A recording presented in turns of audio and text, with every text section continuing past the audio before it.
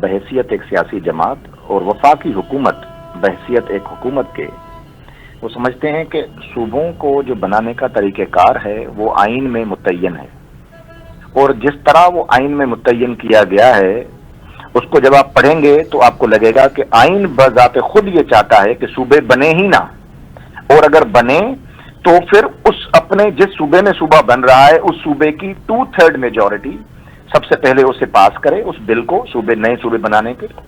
پھر قومی assembly 2/3 majority سے پاس کرے،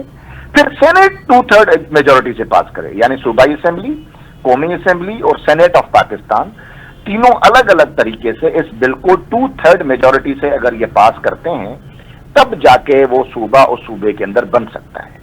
جس کا مقصد یہ ہے اس اتنی کڑی شرائط رکھنے کا کہ آئین یہ چاہتا ہے کہ صوبے اس وقت تک نہیں بننے چاہیے جب تک کہ اس کی عوام 2/3 میجورٹی سے یہ نہیں چاہتی کہ وہاں صوبے بنے۔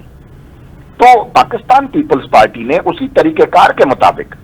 ایک قرارداد پاس کی کہ کیونکہ آئین میں ذکر ہے کہ صوبائی اسمبلی کہے گی کہ صوبہ بننا چاہیے یا نہیں بننا چاہیے، لہذا سندھ کی اسمبلی یہ کہتی ہے کہ صوبہ نہیں بننا چاہیے، تو اور میجورٹی سندھ کے جو لوگوں کی ہے وہ پیپلز پارٹی کے ساتھ ہے، تو ہم تو سندھ کے مسلم لیگ نون سندھ کی میجورٹی کے ساتھ کھڑی ہوگی، ہمیشہ جو عوام چاہے گی اس کے ساتھ کھڑے ہوں گے۔ تو عوام یہ چاہتے ہیں پیپلز پارٹی کی صورت میں، کیونکہ انہوں نے زیادہ میجورٹی میں ان کو ووٹ دیا ہے، کہ صوبہ نہیں بننا چاہیے۔ سر دیکھیے میں نے جو جملہ دہرایا راجہ صاحب، آپ صحیح کہہ رہے ہیں، لیکن راجہ صاحب جملہ جو میں نے دہرایا آپ کے سامنے دوبارہ دہرا دیں، سردار شاہ صاحب وزیر ہیں، آئین تو کیا آسمانی صحیفہ بھی آ جائے تو ہم یہ بات مانیں گے ہی نہیں، وہ تو آئین کی بات کہہ رہے ہیں جی، آئین میں لکھا بھی ہو جس طرح وہ سے بھی کر لیں تب بھی نہیں مانیں گے۔ وہ دوسرے تناظر میں نے ان کی تقریر سنی ہے، دیکھیں آئین بنا پاکستان کا جب سے پاکستان وجود میں آیا تب تو آئین نہیں تھا، آئین بنا 1973 میں، پہلے چھوٹے موٹے دوسرے آئین بنتے رہے لیکن وہ آئین بگڑتے رہے، پھر 73 میں آئین آیا، جو 73 میں آئین آیا اسے بھی 2 بار توڑا گیا، ایک دفعہ ضیاء الحق نے توڑا، ایک دفعہ مشرف نے توڑا۔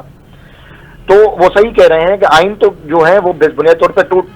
یہاں پہ تالا آزما ایک شخص توڑ دیتا ہے، قرآن مجید تو کوئی نہیں توڑتا، ٹھیک ہے نا، وہ تو ابد سے ہے اور انشاءاللہ ازل سے ابد تک رہے گا۔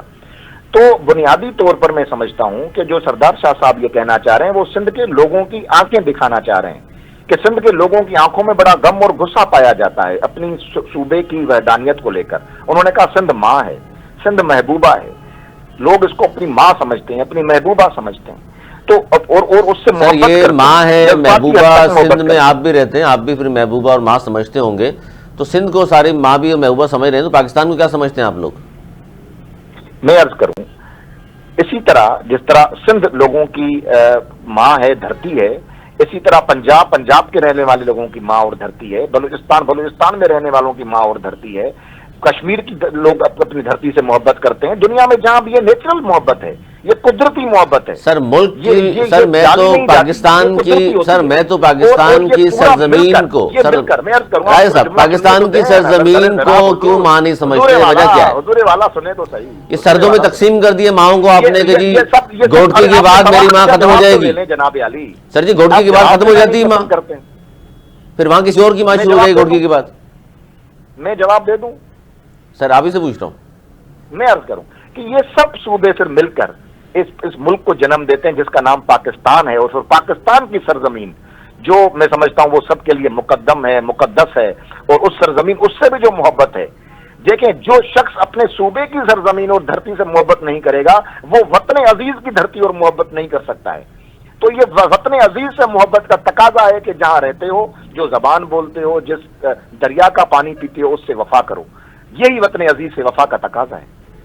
سر پورا پاکستان ہم سب کا ہے، اور پورا پاکستان بالکل ہے، یہ صرف تقسیم کر دینا بھی میرا خیال ہے کہ میں سندھ میں رہتا ہوں تو سندھ سے زیادہ محبت ہے، باقی صوبوں سے مجھے کم ہے، ایسا نہیں ہو سکتا۔ میں محبت کم دوسرے صوبوں سے، اگر میں اپنی والدہ سے محبت کرتا ہوں اس کا ہرگز یہ مطلب نہیں ہے کہ میں آپ کی والدہ سے نفرت کرتا ہوں۔ سر آپ دیکھیں نا یہاں تو اب ایک ہی قوم میں تو شادی بیاہ نہیں ہوتے نا، پنجاب سے بھی لڑکیاں آتی ہیں، لڑکے بھی جاتے ہیں، کسی کا والد پنجابی ہے، ماں اس کا سندھی ہو، تو پھر کیا کرے وہ؟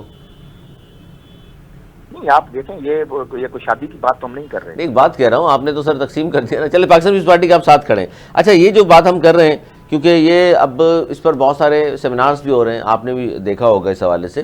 یہ باتیں چل نکلی ہیں کہ جو صوبے ہونے چاہیے نہیں ہونے چاہیے، تو یہ جو صوبوں میں آپ نے خود کہا کہ 73 کے آئین میں جو کچھ لکھا ہے اس سے تو لگتا صاف یہی ہے کہ صوبے بنے ہی نہ، لیکن سر ظاہر ہے ترامیم تو ہو سکتی ہے نا آئین میں بھی، 1973 کے آئین میں 27 ترامیم ہو چکی ہیں، ہو سکتا ہے اگلی ترمیم میں یہ چیزیں بھی شامل ہوں، تو پھر کیا ہوگا سر؟